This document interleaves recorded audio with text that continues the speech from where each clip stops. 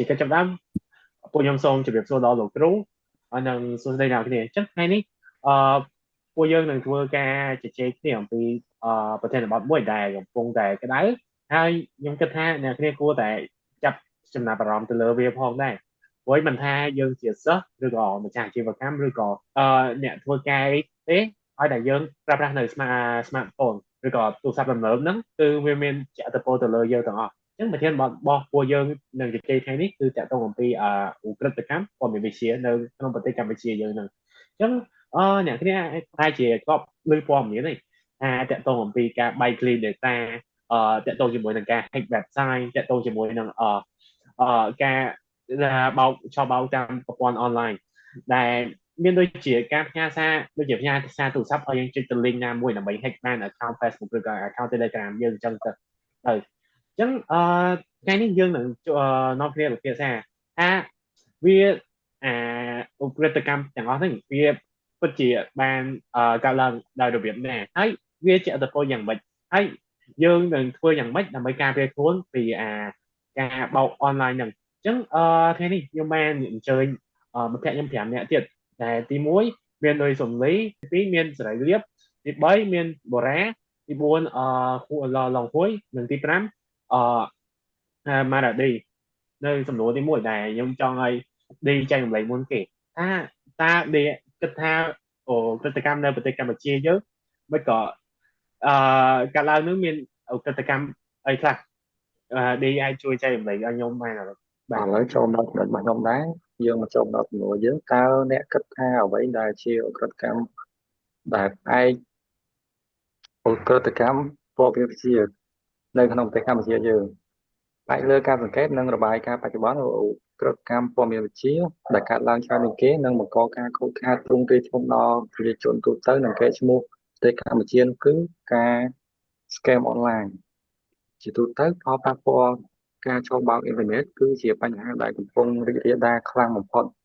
យោងតាមរបាយការណ៍ជាច្រើនការចូលបោកទាំងនេះមិនត្រឹមតែបង្កមានការបាត់បង់ថវិកា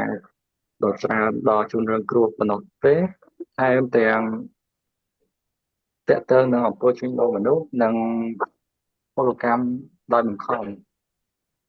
ទៅតាមមជ្ឈមណ្ឌលចូលបោកមួយចំនួននៅប្រទេសកម្ពុជាហើយសម្រាប់ខ្ញុំមានប៉ុណ្ណឹងទេបាទអរគុណឌីអញ្ចឹងឌីបានលើកមកនៅចំណុចមួយដែលតកតងនៅព្រឹត្តិកម្មដែលកើតឡើងនៅប្រទេសកម្ពុជាយើងច្រើនបំផុតគឺការ scam online ហើយវាបានធ្វើឲ្យផលប៉ះពាល់ដល់មានដូចជួញដូរមនុស្សហើយមានពលកម្មដែលបង្ខំហើយឌីក៏បានលើកឧទាហរណ៍ការបោកកម្ចីប្រាក់ហើយជាមួយនឹងការបោកឱកាសការងារផងដែរអញ្ចឹងឥឡូវខ្ញុំសូមទៅលៀបវិញសូមលៀបចែករំលែកតើហេតុអ្វីទៅបានជាលៀបគិតថាការវាយប្រហារតាមអ៊ីនធឺណិតហ្នឹងនឹងការឆបោកonline scam ហ្នឹងណាវាចេះតែកើនឡើងបាទពីមួយថ្ងៃទៅមួយថ្ងៃនៅប្រទេសកម្ពុជាយើងពេលថ្មីនេះបាទអញ្ចឹងសម្រាប់ខ្ញុំនឹងឆ្លើយទៅជាសំណួរថាហេតុអ្វីបានជាឧក្រិដ្ឋកម្មប្រភេទនេះហ្នឹងវាកើតឡើងជាច្រើននៅក្នុងប្រទេសកម្ពុជាយើងអញ្ចឹងការកើនឡើងនៅការប្រើប្រាស់នៅអ៊ីនធឺណិតនិងសង្គមអនឡាញរបស់យើងហ្នឹងគឺវាមានការកើនឡើងជាប្រចាំថ្ងៃជាបន្តដូចជាពួកយើងទាំងអស់គ្នាគឺតែងតែលេងទៅលើ Facebook Telegram ឬក៏ Instagram TikTok អីចឹងជាដើមប៉ុន្តែយើងអត់ទាន់ដឹងថាអ្វីទៅជាសុវត្ថិភាព digital នោះទេហើយអញ្ចឹងការកើនឡើងនៃពាណិជ្ជកម្មអនឡាញដូចជាonline business អញ្ចឹងដូចជាការធ្វើទីផ្សារលើ marketing ទៅលើ online ទៅលើដូចជា Facebook tablet like Facebook TikTok អីចឹងទៅហ្នឹងគឺជាការធ្វើ online business អញ្ចឹងទៅហើយការបង្កឲ្យមានឱកាសបោកប្រាស់អញ្ចឹងបានន័យថាឬជាការលួចព័ត៌មានអរញ្ញវត្ថុរបស់យើងអញ្ចឹងនៅពេលដែលយើងចូលទៅកាន់ website មួយឬក៏ register អ្វីមួយអញ្ចឹងយើងមិនត្រូវការregister ដូចជា email ឬក៏ password អញ្ចឹងយកដឹងថា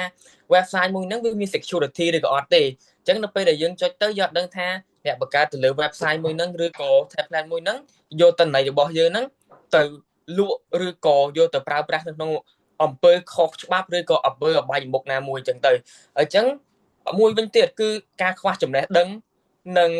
អំពីសុវត្ថិភាពបច្ចេកវិទ្យាឬក៏គេហៅថា cyber security awareness អញ្ចឹងមនុស្សយើងជាច្រើន មិនដឹងទេមិនដឹងថាការពារគណនីការពារគណនីឬក៏ព័ត៌មានផ្ទាល់ខ្លួនរបស់យើងហ្នឹងតាមរបៀបណាទេពួកយើងចេះតែប្រើប្រាស់ជាប្រចាំថ្ងៃដូចជាមនុស្សទូទៅអញ្ចឹងទៅយើងគ្រាន់តែប្រើយើងដឹងតែប្រើប្រាស់តែយើងអត់ដឹងថាការពារនឹងដោយរបៀបណាថាយើងគួរតែពេលណាដែលយើងធ្វើការ register ទៅលើ website មួយហ្នឹងយើងសង្កេតទៅលើឬក៏ខ្លមមើលអ្វីមួយទៅលើ website ហ្នឹងដូចជាខ្ញុំលើកឧទាហរណ៍ថាដូចជា URL អញ្ចឹងដូចជា HTTPS ហ្នឹងគឺបានន័យថា security ហើយឬក៏ HTTP ហ្នឹងគឺមានថាអត់មាន security អញ្ចឹង website មួយហ្នឹងអាចនឹងធ្វើការ scam យើងឬក៏ធ្វើការលួចទិន្នន័យរបស់យើងតាមរបៀបណាអញ្ចឹងទៅហើយបន្ទាប់វិញទៀតគឺការអនុវត្តច្បាប់មិនទាន់មានប្រសិទ្ធភាពខ្ពស់ទេអញ្ចឹងនៅប្រទេសកម្ពុជាយើងគឺបន្ទោះបីជាវាមានច្បាប់ព័ត៌មានវិទ្យាក៏ដោយប៉ុន្តែការរឹតបន្តឹងឬក៏ការអឺ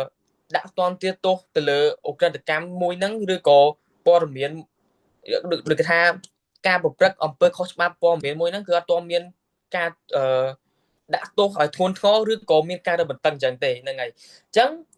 បើសម្រាប់មួយវិញទៀតគឺអ ுக ្រិតកម្មអន្តរជាតិប្រើកម្ពុជាអ ுக ្រិតកម្មប្រើកម្អ ுக ្រិតកម្មកម្ពុជាតាមបណ្ដាឲ្យបងបោកប្រាស់ដូចជា scam អញ្ចឹងខ្ញុំសូមលើកឧទាហរណ៍ទៅលើ scam ហ្នឹងការ scam ហ្នឹងដូចតែខ្ញុំបាននេះអញ្ចឹងការ scam ហ្នឹងគឺវាមានច្រើនប្រភេទមែនតើអញ្ចឹងដូចដែលយើងបានដឹងហើយថាការ scam វាមាន scam online scam អញ្ចឹងទៅអញ្ចឹងនៅពេលដែលយើងregister ទៅលើ website មួយណាក៏ដោយឬក៏ website ដែលអត់មាន security ទេយើង register ដូចជា email ឬក៏ password ហ្នឹងយើងអាចនឹងមានការហានិភ័យខ្ពស់ដោយសារតែនៅពេលដែលយើង register ទៅលើ website ទាំងអស់ហ្នឹងយើងអត់ដឹងថាតើអ្នកដែលបង្កើត website មួយហ្នឹងយកទិន្នន័យរបស់យើងឬក៏យកទៅប្រើប្រាស់ដោយរបៀបណាគឺយើងអត់ដឹងដែរអញ្ចឹងវាអាចនឹងមានការបោកបញ្ឆោតទៅតាមមួយវិញទៀតគឺទៅលើ email អញ្ចឹងនៅពេលដែលយើងregister ទៅវានឹងមានការ verify ទៅលើ email យើងអញ្ចឹងវាអាចនឹងមាន phishing គឺថាការក្លែងបន្លំឬការលួចទិន្នន័យរបស់យើងដូចជាពាក្យសម្ងាត់របស់យើងឬក៏ការលួចទិន្នន័យធនាគារឬក៏ការផ្ដល់អីជាដើមដូចជាផ្ញើសារមកយើងថាយើងអាចនឹងមានការឈ្នះឆ្នោតឬក៏អីយ៉ាងអញ្ចឹងទៅអញ្ចឹងការប្រើប្រាស់ដោយមានទំនួលខុសត្រូវគឺពិតជាមានសារៈសំខាន់មែនទែនអញ្ចឹងសម្រាប់ការនៅក្នុងប្រទេសកម្ពុជាខ្ញុំគិតថាទៅលើ technology មួយហ្នឹងគឺអត់ទាន់មានការប្រើប្រាស់អត់មានទាន់ការមានយល់ការមានចំណេះដឹងទៅលើមួយហ្នឹងល្អទេអញ្ចឹងខ្ញុំគិតថានៅថ្ងៃអនាគតពួកយើងនឹងធ្វើការបង្រៀនពួកគាត់ឬក៏ចែកម្លែកនៅចំណេះដឹងដែលធ្វើការពារទៅលើទិន្នន័យផ្ទាល់ខ្លួនហ្នឹងហើយអញ្ចឹងសម្រាប់ចំណុចរបស់ខ្ញុំគឺមានតែប៉ុណ្្នឹងទេបាទអរគុណលៀបអញ្ចឹងលៀបមិនហ្នឹងបាននិយាយតាក់ទងអំពីមូលហេតុចម្បងមួយដ៏ធំបំផុតគឺការខ្វះខាតចំណេះដឹងរបស់ប្រជាជនដែលតាក់ទងអំពីសមត្ថភាពបច្ចេកវិទ្យាដែលយើងហៅថា awareness technology awareness បាទអញ្ចឹងអរគុណលៀបម្ដងទៀតអញ្ចឹងខ្ញុំសូម move ទៅមកសំណួរទៀតដែលនិយាយតាក់ទងថាតើមានប្រភេទ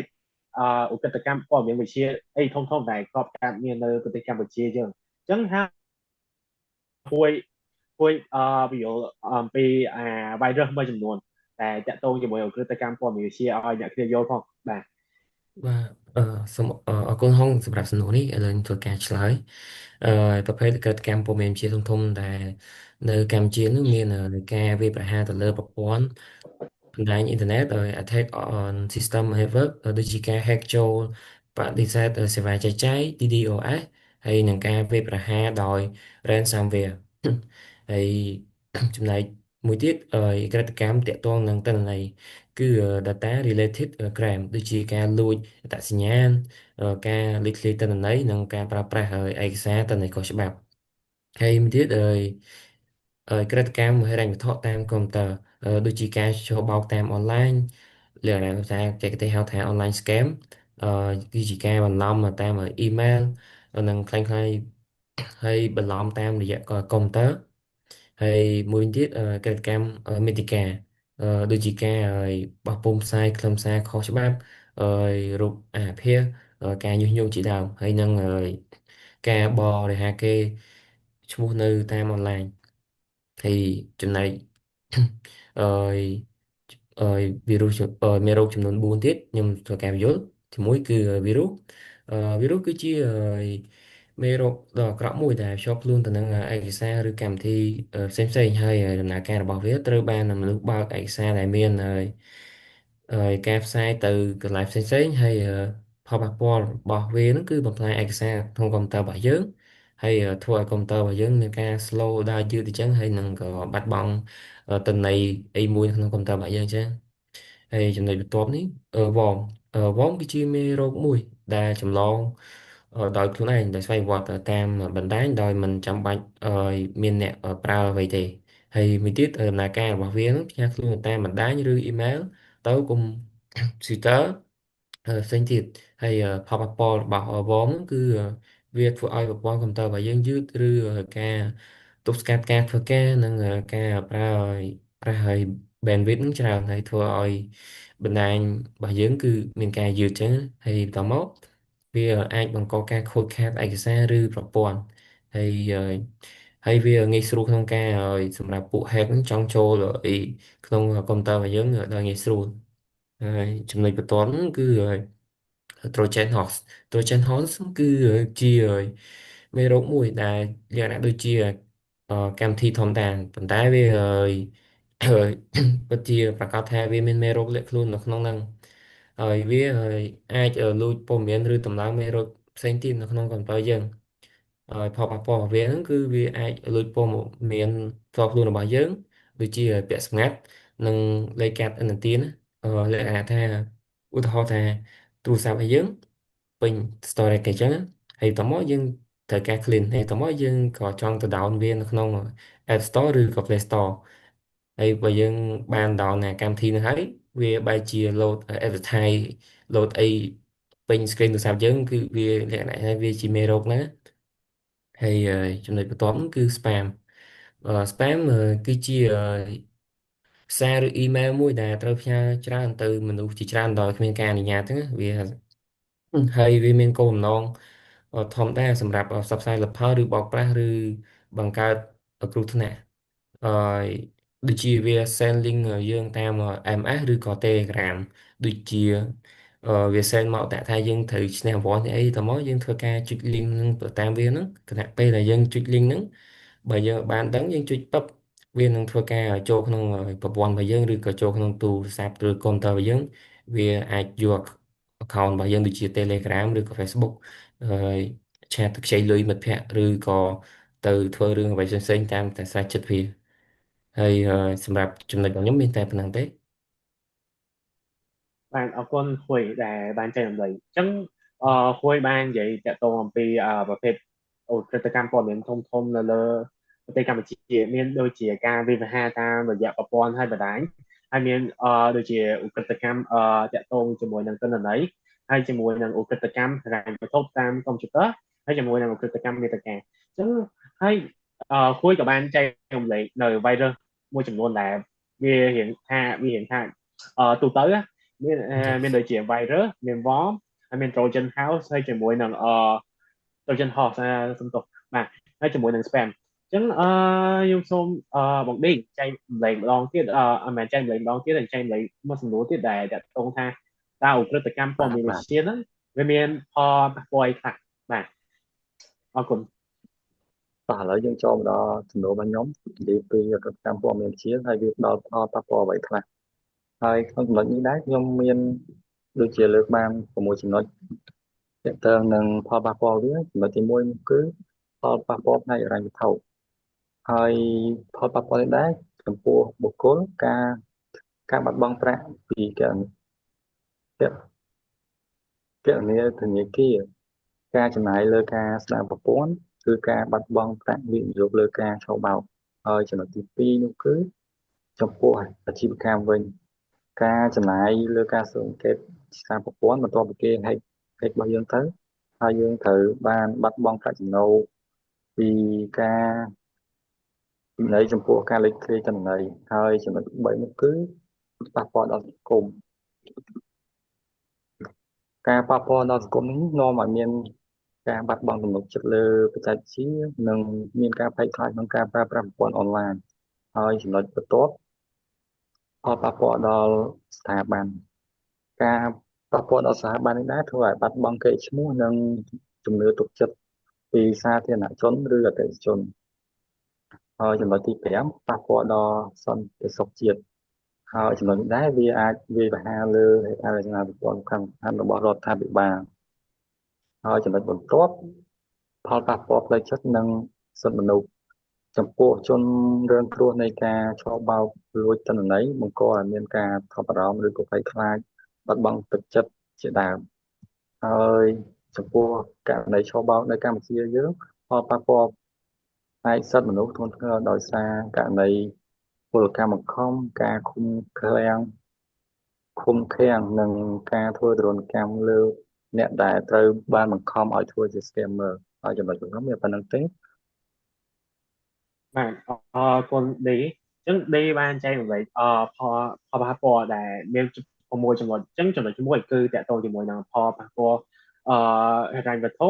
ហើយទី2តកតងជាមួយចំពោះអាជីវកម្មទី3ចំពោះសង្គមទី4ចំពោះស្ថាប័នទី5ចំពោះសន្តិសុខជាតិហើយជាមួយទី6លើចិត្តនិងសិទ្ធិមនុស្សអញ្ចឹងខ្ញុំសូមឆ្លងដល់សំណួរបន្ទាប់ទៀតដែលខ្ញុំសូមឲ្យសលេងឆ្លើយម្ដងសលេងអត់បាននិយាយទេអញ្ចឹងតើហេតុអ្វីបានជាកុមារឬមនុស្សចាស់វាងាយស្រួលក្នុងការរងគ្រោះដោយសារតែឧក្រិដ្ឋកម្មព័ត៌មានវិទ្យាជាងគេនេះអាចចែកម្លែកឲ្យខ្ញុំដឹងបានណាបាទ អូខេបាទអរគុណផងចំពោះសំណួរសំណួរសួរថាហេតុអ្វីបានជាកុមារហើយនិងមនុស្សចាស់ងាយរងគ្រោះដោយសារឧក្រិដ្ឋកម្មព័ត៌មានវិទ្យាចំពោះចំណុចនេះខ្ញុំមាន6ចំណុចមកចែកម្លែកចំណុចទី1គឺនិយាយពីការខ្វះដឹងចំណុចទី1គឺខ្វះចំណេះដឹងអំពីវិទ្យា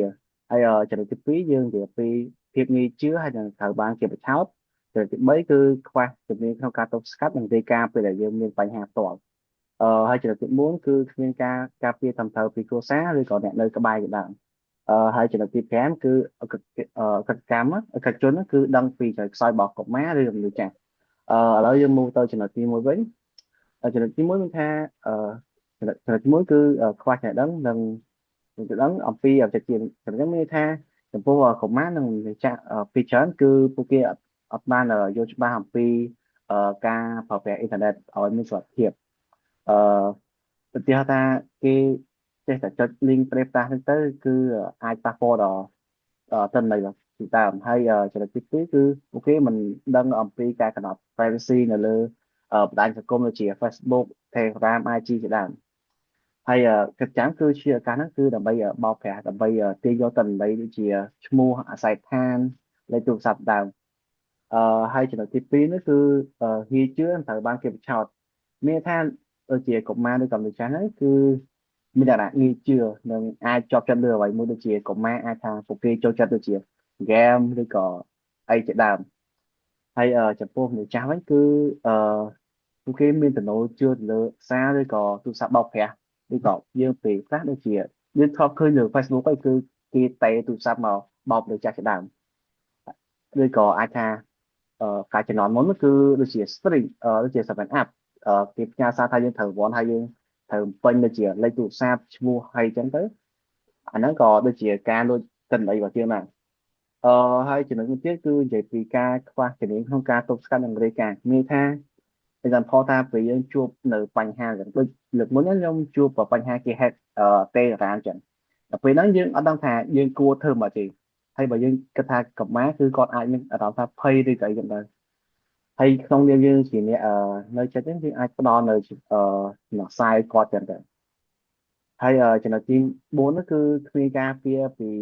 គ្មានការការពារតាមទៅពីទូរស័ព្ទអ្នកមើលថែចំណុចហ្នឹងមានថាកុមារច្រើនទូរស័ព្ទឬអ៊ីនធឺណិតដោយគ្មានការត្រួតពិនិត្យពីបិតាហើយចំពោះមនុស្សចាស់គឺប្រើកណីនិងឧបករណ៍ដោយគ្មានការជួយ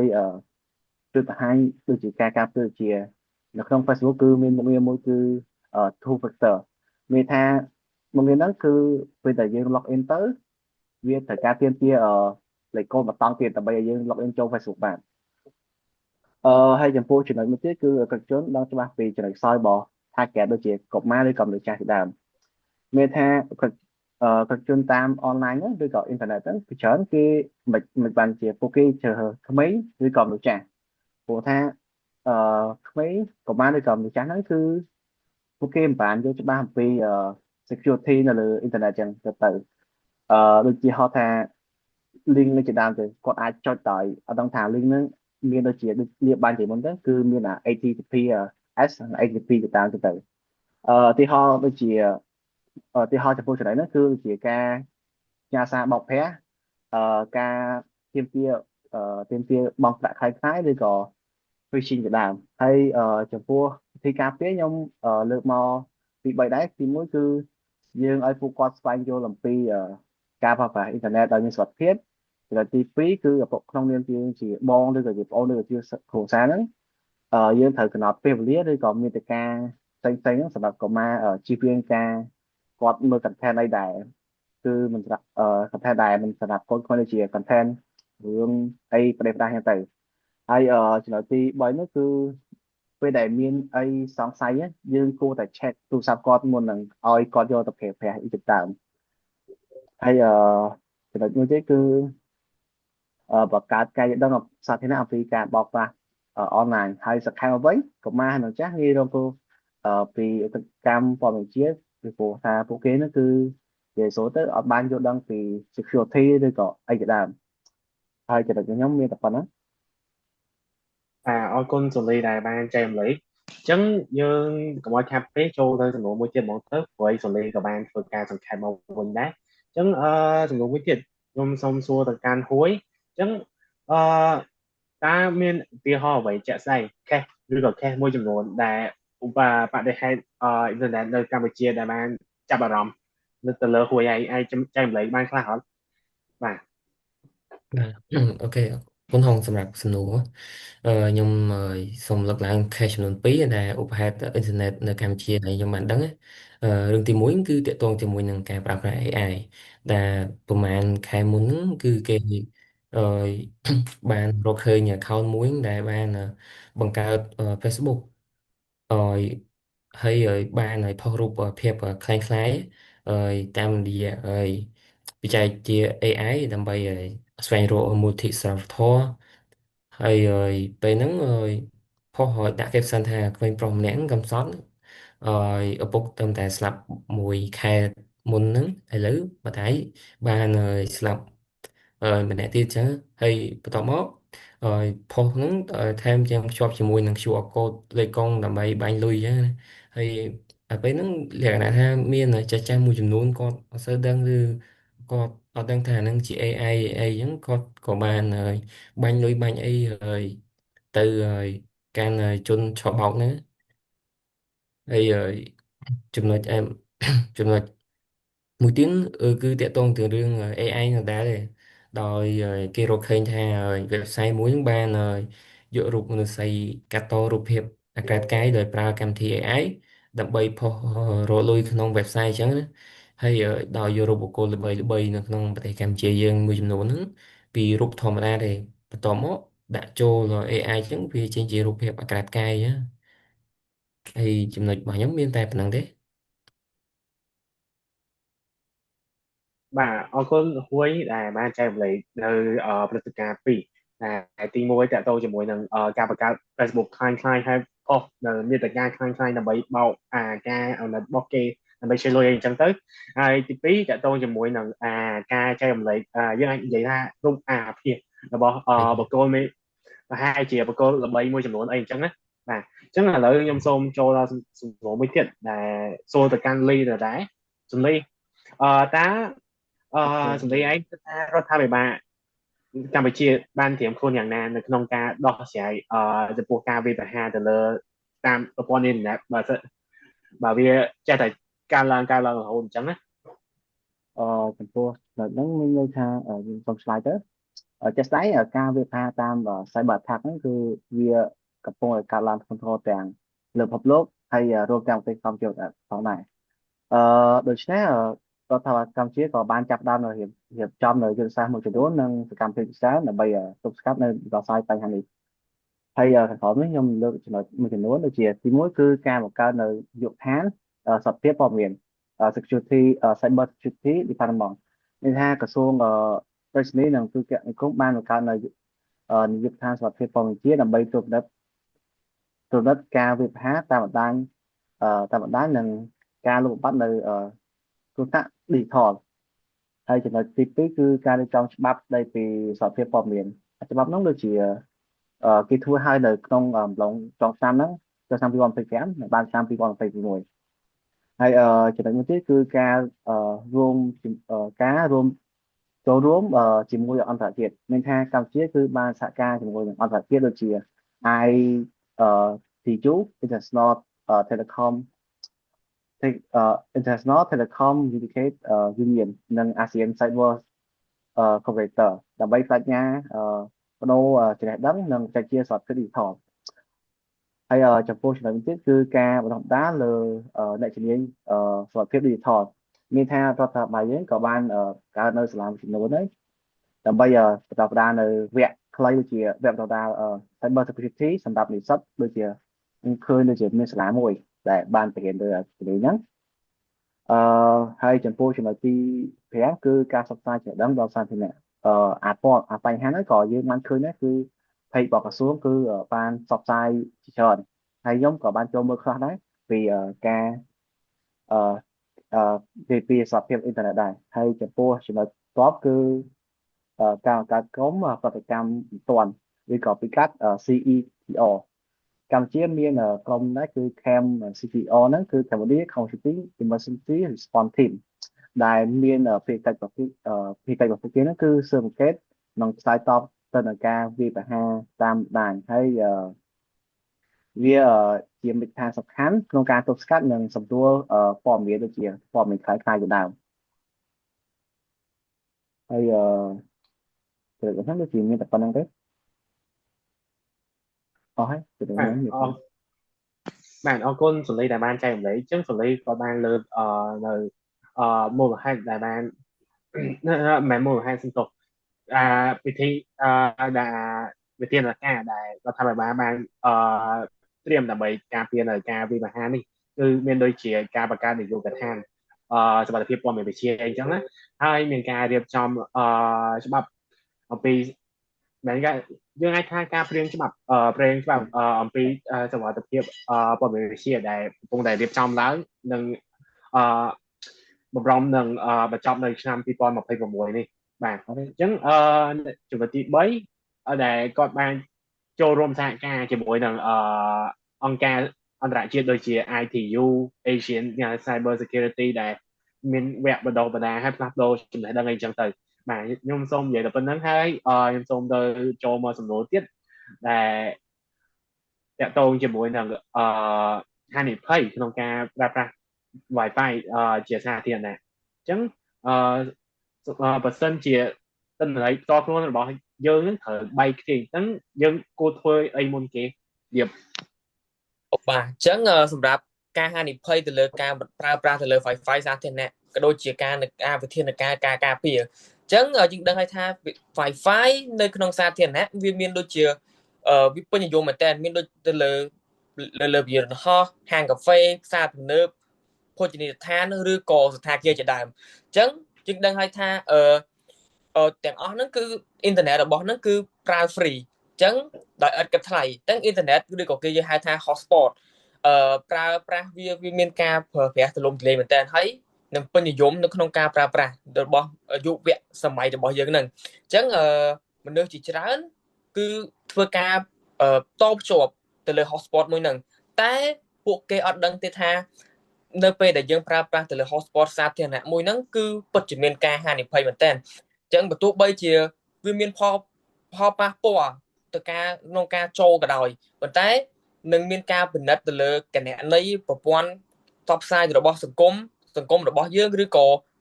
គេថា information របស់យើងអញ្ចឹងនៅពេលដែលយើងចូលទៅកាន់ Wi-Fi សាធារណៈមួយហ្នឹងអញ្ចឹងនេះថាយើងអត់ដឹងទេថា Wi-Fi មួយហ្នឹងជារបស់ម្ចាស់ហាងឬក៏អ្វីនោះទេអញ្ចឹងនៅពេលខ្លះគឺមានអនានុមឬក៏គេហៅថាជនឆោបោកឬក៏គេហៅថាពួក hacker អញ្ចឹងគឺបង្កើតទៅលើ Wi-Fi សព្វនិមិត្តមួយដើម្បីធ្វើការ track ទៅលើ information របស់យើងហ្នឹងអញ្ចឹងនៅពេលដែលយើងចូលទៅកាន់ Wi-Fi មួយហ្នឹងទៅយើងមិនធ្វើការ Wi-Fi password អីហ្នឹងគឺគេធ្វើការ access ទៅលើ ទៅតាមរយៈអ៊ីនធឺណិតមួយហ្នឹងអញ្ចឹងមួយទៀតគឺថាតើអ្វីទៅគឺជាហានិភ័យអញ្ចឹងសម្រាប់ការប្រើប្រាស់ Wi-Fi សាធារណៈគឺហានិភ័យជាច្រើនអាចកើតឡើងដោយសារតែម្ចាស់អាជីវកម្មគឺពួកគេហ្នឹងពេលខ្លះទេគាត់គ្រាន់តែធ្វើការដាក់ Wi-Fi ហ្នឹងដើម្បីឲ្យគេថា free ដើម្បីថាឲ្យអតិថិជនរបស់គាត់ហ្នឹងធ្វើការប្រើប្រាស់ទៅលើសេវាកម្មមួយហ្នឹងតែគាត់អត់បានគិតទៅដល់សុវត្ថិភាពរបស់អ្នកប្រើប្រាស់ថាអូពេលនៅប្រើប្រាស់ Wi-Fi មួយហ្នឹងទៅអាចនឹងមានពួក hacker ឬក៏ពួកអាណានិមស្សធ្វើការចាប់ទៅលើ IP address របស់យើងឬក៏ធ្វើការ hack ទៅតាមបច្ចេកវិទ្យារបស់ពួកគាត់ឬក៏សមត្ថភាពរបស់គាត់ទាំងទៅអញ្ចឹងម្ចាស់ហាងនីមួយៗគឺគាត់អត់បានគិតទៅលើសុវត្ថិភាពនៅពេលដែលដាក់ hotspot សាធារណៈឲ្យអតិថិជនរបស់គាត់ប្រើទេអញ្ចឹងមួយវិញទៀតសម្រាប់ការចែករំលែកការចែកចាយឬក៏ការចែកចាយមេរោគអីចឹងទៅអញ្ចឹងដោយសារតែកម្មវិធីវាមានចំណុចខ្សោយឬក៏ website មានចំណុចខ្សោយអញ្ចឹងនៅពេលដែលយើងចូលទៅកាន់ website មួយហ្នឹងយើងធ្វើការ assign ឬក៏ register ទៅលើ email របស់យើងហ្នឹងគឺវាអាចមានការឆ្លងមេរោគឬក៏គេហៅថា malware អញ្ចឹងទៅអញ្ចឹងនៅពេលដែល malware ហ្នឹងចូលទៅក្នុងកុំព្យូទ័ររបស់យើងដោយយើងអត់ដឹងខ្លួនទេអញ្ចឹងចំណុចខ្សោយមួយនោះរបស់កម្មវិធីហ្នឹងគឺវាមានចំណុចចន្លោះខ្សោយអញ្ចឹងវាអាចធ្វើឲ្យពួក hacker ធ្វើការ attack ទៅលើ website មួយហ្នឹងមិនព្រមទាំង hack ទៅលើ website មួយហ្នឹងទេអញ្ចឹងធ្វើការ hack ទៅលើ information ដែលអតិថិជនឬក៏ customer ដែលយើងបាន assign email assign password ទៅដល់ website មួយហ្នឹងគឺ hacker ធ្វើការ collect ឬក៏ប្រមូលទិន្នន័យរបស់យើងហ្នឹងយកទៅការប្រើប្រាស់ដែលគេហៅថាអត់ស្របច្បាប់ឬក៏អសិលធម៌ហ្នឹងហើយគឺអសិលធម៌ហើយស្ដាប់មួយវិញទៀតគឺ hotspot ដែលវាមានគ្រោះថ្នាក់អញ្ចឹង hotspot ដែលមានគ្រោះថ្នាក់គឺចង់បានន័យថាអញ្ចឹងអូមកថាយើងចូលទៅកាន់ស្ថាគារណាមួយអញ្ចឹងទៅអញ្ចឹងយើងទុកចិត្តឲ្យថាអូស្ថាគារមួយនេះគឺមាន Wi-Fi free យើងធ្វើការ connect វាតែយើងអត់បានចាប់អារម្មណ៍ឈ្មោះទេអញ្ចឹងនៅអត់បានចាប់អារម្មណ៍ឈ្មោះរបៀបម៉េចអញ្ចឹងបានន័យថាឈ្មោះឧទាហរណ៍ថាស្ថាគារដាក់ Wi-Fi A អញ្ចឹងពួក hacker វាដាក់ A.1 អញ្ចឹងយើងអត់បានច្បាស់យើងអត់បានគេថាត្រៀមចិត្តឬក៏សង្កេតមើលថាអូ Wi-Fi មួយហ្នឹងវាមួយណាជារបស់ពិតមួយណាជារបស់ដែលពួក hacker វាក្លែងបន្លំអញ្ចឹងយើងចូលទៅកាន់A.1 អញ្ចឹងឧទាហរណ៍ថា A.1 ហ្នឹងជារបស់អាណានិមស្សដែលបានបង្កើតឡើងអញ្ចឹងនៅពេលដែលយើងចូលទៅវាអត់មានធ្វើការឲ្យយើងវាយ password ទេគឺវាជាប់អូតូអញ្ចឹងគឺវាជាហានិភ័យខ្លាំងមែនតើអញ្ចឹងនៅពេលដែលយើងចូលទៅគឺធ្វើឲ្យយើងហ្នឹងអាចនឹងបាត់បង់នៅទិន្នន័យដែលយើងបាន store ទុកនៅក្នុងទូរស័ព្ទរបស់យើងគឺធ្វើការ access តាមរយៈអ៊ីនធឺណិតឬក៏ IP address មួយទៅអញ្ចឹងការពីខ្ញុំទៅគឺការចាប់ Wi-Fi ទៅលើសាធារណៈអញ្ចឹងបើសិនជាអត់មានការចាំបាច់ទេខ្ញុំអត់ recommend ទេដោយសារតែយើងអត់ដឹងទេថាជនឆបោកឬក៏អាណានិមស្សហ្នឹងចង់មានគោលបំណងអាក្រក់របៀបម៉េចអញ្ចឹងសម្រាប់ខ្ញុំគឺបើសិនជាយើងអត់មានការចាំបាច់ទេយើងគួរតែប្រើអ៊ីនធឺណិតផ្ទាល់ខ្លួនរបស់យើងទៅហ្នឹងហើយអញ្ចឹងសម្រាប់ចំណុចរបស់ខ្ញុំគឺមានតែប៉ុណ្្នឹងទេសូមអរគុណអ្នកទាំងអស់គ្នាបាទអរគុណសម្រាប់លៀបបានចែកម្លែកអញ្ចឹងនិយាយឲ្យខ្លីគឺរបស់ free គ្មានរបស់ល្អទេលៀបចង់និយាយអញ្ចឹងបាទអញ្ចឹងលើក្រោយបើសិនជាយើងចង់ចប់ Wi-Fi នៅក្រៅអញ្ចឹងយើងត្រូវតែម្ដងទៀតថាទិន្នន័យរបស់យើងហ្នឹងវាសំខាន់អត់អញ្ចឹងបើសិនជាវាសំខាន់យើងមិនគួរណាស់តែចប់នេះនៅក្រៅWi-Fi នៅក្រៅទេតែជា Wi-Fi សាធារណៈព្រោះ hacker ហ្នឹងគាត់អាចចូលមក hack ឬក៏អីអញ្ចឹងទៅបាទអញ្ចឹងខ្ញុំសូមចូលសំណួរបន្ទាប់ទៀតបរាដោយអត់បាននិយាយមិនដល់លើទេអញ្ចឹងសំណួរបន្ទាប់ទៀតគឺតកតងតើសាលារៀនសាកលវិទ្យាល័យនិងកន្លែងធ្វើការអាចជួយលើកកម្ពស់ការយល់ដឹងអំពីសុវត្ថិភាពតាមអ៊ីនធឺណិតយ៉ាងដូចម្តេចដោយសារតែបរាយតាមខ្ញុំដឹងគឺបរាយទៅធ្វើការបរាយធ្វើការចែកម្លែកបន្តិចបានដល់បរាយអរគុណបាទអរគុណហងសម្រាប់សំណួរសម្រាប់វិទ្យាល័យឬក៏សាកលវិទ្យាល័យឬក៏សាលារៀនកន្លែងធ្វើការនានាគឺយើងអាចផ្ដល់ព័ត៌មានចូលទៅកាន់គាត់បានជាច្រើនដែលខ្ញុំគិតថាយើងគួរតែផ្សព្វផ្សាយអំពីចំណេះដឹងទូទៅនៃការប្រើប្រាស់អ៊ីនធឺណិតនៅតាមទីសាធារណៈដើម្បីគាត់យល់ទីមួយគឺយើងផ្សព្វផ្សាយទៅលើការប្រើប្រាស់ Wi-Fi នៅតាមសាធារណៈអញ្ចឹងយើងមានផលប៉ះពាល់អីខ្លះរាល់ថា ជាការ hack ឬក៏ការទាញយកទិន្នន័យរបស់យើងយកទៅប្រើប្រាស់ដោយមិនបានដឹងជាមុនរហូតពេលដែលយើងភ្ជាប់ Wi-Fi របស់នរណាម្នាក់ឬក៏កន្លែងណាមួយកន្លែងដូចជាហាងកាហ្វេឬក៏សាគារអីផ្សេងៗហ្នឹងដែលយើងបានស្គាល់ប្រភពច្បាស់លាស់ឬក៏វាមិនមែនជា Wi-Fi របស់ម្ចាស់ហាងហ្នឹងផ្ទាល់ជាការ track ឬក៏ phishing ផ្សេងៗដែលធ្វើឲ្យព័ត៌មានរបស់យើងហ្នឹងត្រូវបានជននរណាមួយផ្សេងទៀតដែលបានយកទិន្នន័យរបស់យើងដែលមិនបានដឹងខ្លួនទី2គឺរបៀបដែលគេទាញយកទិន្នន័យយើងគួរតែបញ្យល់ពួកគាត់ឲ្យយល់ដឹងថាតើការទាញយកទិន្នន័យរបស់យើងហ្នឹងរបៀបណាមិនបានគេអាចទាញយកទិន្នន័យរបស់យើងបានដូចជាខ្ញុំនិយាយលើខាងលើមិញអញ្ចឹងឬក៏លៀបបាននិយាយអញ្ចឹងថាពេលដែលយើងភ្ជាប់ Wi-Fi វាតែងតែមានការ access នានាឆ្លងទៅតាម Wi-Fi វា tracking តាម Wi-Fi ចឹងគេអាចប្រម៉ូទយកគេអាចមើលនៅក្នុង Wi-Fi ហ្នឹងថាតើមាន data ណាខ្លះឬក៏មាន device ណាខ្លះបន្ទាប់មកគេអាច scan យក device របស់យើងហ្នឹងយកទៅបញ្ចូលទៅក្នុងsystem របស់គេហើយគេអាចទាញយកទិន្នន័យពី device របស់យើងបានឧទាហរណ៍ដូចជា node ឬក៏ការ node របស់យើងផ្សេងៗឬក៏ធនាគារទិន្នន័យធនាគារឬក៏ថតរូបឬឯកសារសំខាន់ៗផ្សេងៗដែលគេអាចយកទៅបានឬក៏គេអាចទៅប្រើប្រាស់បានអញ្ចឹងទៅហើយបន្តមកទៀតគឺជាការចុច link នៅលើអ៊ីនធឺណិតហ្នឹងឯងដែលយើងអត់ស្គាល់ប្រភពវាច្បាស់លាស់ឧទាហរណ៍ថាវាដូចជាឧទាហរណ៍ថាជាទូទៅក្មេងៗអាចតាក់ទងនៅនឹងក្មេងៗជាច្រើនដែលគាត់អាចបានយល់ដឹងអំពីតើ link ឬក៏link ដែលវាអត់មានប្រភពច្បាស់លាស់ហ្នឹងវាបែបមិនទេដល់ពេលគាត់ចុចចូលទៅបែបមានរបៀបការលេងហ្គេមឈ្នះប្រព័ន្ធអីផ្សេងៗពេលដែលយើងពេលដែលយើងចូលពេលយើងលេងទៅឈ្នះហើយបន្ទាប់មកគេឲ្យយើងពេញទិន្នន័យផ្សេងៗដល់ពេញព័ត៌មានផ្ទាល់ខ្លួនហ្នឹងមានឈ្មោះថ្ងៃខែឆ្នាំកំណើតតែយើងបានលេខធនាគារអីផ្សេងៗទៅឬក៏លេខកូដធនាគារ4ខ្ទង់ឬក៏6ខ្ទង់របស់យើងហ្នឹងហើយគេអាចទាញយកទិន្នន័យយើងដោយប្រយោលបានអាហ្នឹងជាការចុច link ដែលមិនច្បាស់លាស់ហើយបន្តមកទៀតគឺយើងដោយតាភ្ជាប់មួយនឹងការនិយាយមិនដែរគឺយើងកុំជៀសវាងនៃការពេញព័ត៌មានទៅក្នុង website ដែលយើងមិនស្គាល់ប្រភពច្បាស់លាស់ឲ្យសោះនៅពេលដែលយើងចូលព័ត៌មាននៅក្នុងwebsite ដែលយើងអត់ស្គាល់ហ្នឹងវាធ្វើឲ្យយើងបាត់បង់ទិន្នន័យជាច្រើនដែលយើងអត់បានព្រៀងទុកមុនឬក៏យើងអត់បានដឹងខ្លួនមុនទេហ្នឹងហើយចំណុចហ្នឹងគឺខ្ញុំមានតែប៉ុណ្្នឹងទេខ្ញុំសូមលើកឡើងតែប៉ុណ្្នឹងគុណបាទអរគុណបារាអញ្ចឹងយើងនៅក្នុងមួយសំណួរទៀតខ្ញុំអត់ធ្វើការសង្ខេបទេយើងដើម្បីចប់លឿនអញ្ចឹងខ្ញុំសូមបារាឆ្លើយមកទៅព្រោះម្នាក់ពីសំណួរឲ្យស្មារតីគ្នាកុំឲ្យចំណៃទេណោះអញ្ចឹងសំណួរទី10អញ្ចឹងបារាក្នុងនាមជាហើយជាអ្នកចាស់ទុំជាងគេក្នុងក្រុមហ្នឹងណាអញ្ចឹងបារាមានអីចែករំលែកដើម្បីឲ្យបងប្អូនជំនាន់ក្រោយឬក៏ប្រជាជនកម្ពុជាឲ្យដឹងដើម្បីអំពីរបៀបការរក្សាសមត្ថភាពនៅលើតាមប្រព័ន្ធអ៊ីនធឺណិតអត់បាទហ្នឹងហើយអរគុណហងសម្រាប់សំណួរនេះគឺខ្ញុំល្អខ្ញុំគិតថាល្អហើយវាជាដំបូន្មានរបស់ខ្ញុំដែរហើយខ្ញុំគិតថាជារឿងទី1ដែលយើងត្រូវតែប្រុងប្រយ័ត្ននោះគឺជា link online ដោយសារតែ link online ឥឡូវគឺវា scam ច្រើនខ្លាំងមែនតើហ្មងហើយសូម្បីតែយើងជិះទៅកាត់នៅកន្លែងតំបន់ណាមួយដែលគេមាន scam online គេអាចផ្ញើlink Telegram ឬក៏ការលបែងស៊ីសងហ្នឹងវាចុចទៅក្នុង SMS របស់យើងដោយយើងអត់ដឹងទេថាតើវាផ្ញើមកពីណាអញ្ចឹងគឺដាច់ខាតតែម្ដងគឺយើងអត់អាចចុច link នឹងបានទេបើសិនជាអាចគឺយើងអាច delete ចោលហ្មងទៅយើងមិនបាច់ទៅខ្វល់SMS ហ្នឹងទេហើយមួយទៀត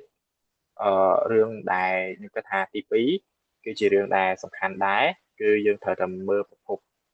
អំពី website ឬក៏ជា page អីផ្សេងឲ្យបានត្រឹមត្រូវដែលខ្ញុំលើកឧទាហរណ៍មួយដែរថាដូចជាក្រុមហ៊ុនមួយដែលតាក់ទងនឹង Wing page ហ្នឹងគឺឈ្មោះគ្រប់គ្រងដោយអ្នកគ្រប់គ្រងអតិថិជន Wing Bank website ហ្នឹងយើងអាចទៅ search មើលបានហើយវាជា page website វាជា page ឈ្មោះ page មួយវាជា page phishing មួយ ដែលឆាតទៅអតិថិជនជាច្រើនហើយ scam មកថាយើងហ្នឹងគាត់គេមានសេវាកម្មនៃផ្សេងហើយដល់ពេលយើងដូរលេខកូដឬក៏អគ្គណនីរបស់យើងហ្នឹងវាខូចវាអីចឹងទៅអញ្ចឹងវាធ្វើឲ្យយើងហ្នឹងផ្ដល់ព័ត៌មានឲ្យគេតាមមិនដឹងខ្លួនពីព្រោះការបាត់លេខកូដមួយឬក៏ការអឺគេប្លុកលេខកូដរបស់យើងដែលយើងចុចខុសច្រើនដងហ្នឹងគឺយើងតែងតែទៅធនាគារអញ្ចឹងបើមិនគេបង្កើត page មួយដើម្បីយកមក scam យើងអញ្ចឹងអាហ្នឹងជាបញ្ហាមួយដែរហើយមួយទៀតគឺខ្ញុំគិតថាចំណុចទី3ដែលវាចំណុចសំខាន់តែម្ដងគឺជាការ call ដោយដូចថាគេ call មកយើងថាជាពិសេសសម្រាប់ចាស់ខ្ញុំគិតថាគាត់អាចនឹងមានបញ្ហារបៀបថាគាត់ទប់អារម្មណ៍គាត់អត់ជាប់ឬក៏គាត់គិតច្រើនអំពីថាគេតែមកមានបញ្ហាសម្រាប់កូនរបស់គាត់ឬក៏មានបញ្ហាផ្សេងទៅលើកូនរបស់គាត់ហ្នឹងទៅអញ្ចឹងគេអាចនឹងតែគាត់ថាគេនិយាយថាមានបញ្ហាកូនមានបញ្ហាជាមួយជាពីរឲ្យគាត់នឹងផ្ញើប្រាក់ទៅដើម្បីឲ្យជួយកូនគាត់ចឹងទៅអញ្ចឹងអាហ្នឹងជាបញ្ហាមួយដែលសប្ងៃគឺយើងដឹងហើយអត់សូវសម្បូរទេតែពាក់ព័ន្ធទៅនឹងក្មេងៗដោយសារគាត់អាចនឹងយល់ដឹងច្រើនប៉ុន្តែបើចាស់អាចគាត់បារម្ភពីកូនច្រើនអញ្ចឹងហើយវាអាចមានបញ្ហាទៅលើគាត់ហ្នឹងហើយបន្តមកទៀតគឺយើងត្រូវតែជនដែលមិនស្គាល់អត្តសញ្ញាណតាក់ទងមកផ្ដល់ព័ត៌មានហ្នឹងគឺយើងអត់ឲ្យយើងអត់ត្រូវផ្ដល់ព័ត៌មាននឹងទៅឲ្យគេបើមិនជាយើងផ្ដល់ព័ត៌មាននឹងទៅឲ្យគេយើងអត់ដឹងថាតើម្នាក់ហ្នឹងដែលតាក់ទងមកយើងហ្នឹងយើងស្គាល់ឬអត់ហើយបើមិនជាយើងអត់ស្គាល់គេទេតើហេតុអីបានយើងផ្ដល់ព័ត៌មាននឹងឲ្យគេអញ្ចឹងយើងត្រូវតែធ្វើម៉េចយើង keep privacy របស់យើងហ្នឹងឲ្យបានល្អជៀសវាងពីការ hack យកតំណែងផ្សេងអញ្ចឹងជា demo មានរបស់ខ្ញុំមានតែប៉ុណ្្នឹងទេហើយក៏សូមអរគុណទៅដល់ហងដែលបានមានសំណួរមកនេះអរគុណអញ្ចឹងជាទីបញ្ចប់ខ្ញុំសូមអរគុណអ្នកគ្នាសម្រាប់ការទស្សនាហ្នឹងហើយយើងបន្ទាប់ពីយើងបានស្ដាប់ការចែករំលែករបស់មិត្តភក្តិខ្ញុំទាំងអ្នកហ្នឹងយើងបានសិក្សាអំពីថាបញ្ហាឧក្រិដ្ឋកម្មព័ត៌មានវិទ្យាហ្នឹងវាកើនឡើងជារៀងរាល់ថ្ងៃហើយវាខ្លាចជាបញ្ហាប្រចាំថ្ងៃទៅហើយអញ្ចឹងយើងគួរណាស់តែបង្កើនការប្រុងប្រយ័ត្នរបស់យើងមិនថាការលើកទូរស័ព្ទការប្រើប្រាស់នៅ Wi-Fi សាធារណៈឬក៏ការទទួលនៅ SMS យើងមិនគួរណាដែលចុច link ផ្ដេសផ្ដាស់ហើយអញ្ចឹងជាលើកក្រោយនៅពេលដែលយើងទទួលបាន SMS មុននឹងចាប់ផ្ដើមចុចចូលយើងត្រូវគិតម្ដងទៀតសិនថាគួរចុចឬក៏អត់បាទហើយឬក៏យើងទៅ URL ណាយើងទៅមើលឲ្យច្បាស់ថាវាមាន HTTPS អត់ទេអញ្ចឹងមកយើងចុចបាទអញ្ចឹងអរគុណម្ដងទៀតអរគុណសម្រាប់បូរ៉ាអរគុណសម្រាប់សំលីអរគុណសម្រាប់លៀបអរគុណសម្រាប់លងហួយនិងអរគុណសម្រាប់ម៉ារ៉ាឌីដែលបានចែករំលែកនៅថ្ងៃនេះអញ្ចឹងហើយក៏អរគុណដល់អ្នកគ្នាដែលបានចូលរួមទស្សនាsee you next time អរគុណបាទជំរាបលា